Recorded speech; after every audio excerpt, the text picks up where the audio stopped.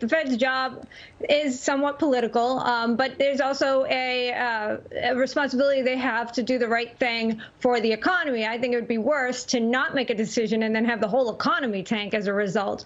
I think we need to pay attention to the dot plots. The Fed dot plots is just a survey of the FOMC members, and where they see rate hikes happening, I think we may see more people want rates to rise sooner. And I think that Powell will be very careful in his language. He will probably start to use tapering. I don't think he'll stop using the word transitory, although he might walk it back a little bit to acknowledge the fact that all prices are rising and inflation is a concern. But I do expect that he will remain somewhat conservative in the way he approaches this, as to not freak the markets out. But I think the markets want to see rates rise. I think it's concerning that the 10-year is falling and not rising. Well, Shana, the other question is, why are they buying mortgage-backed securities when we have a boom in the real estate market? I mean, that really, to be specific about what the Fed is doing, that doesn't seem to make any sense at all, does it?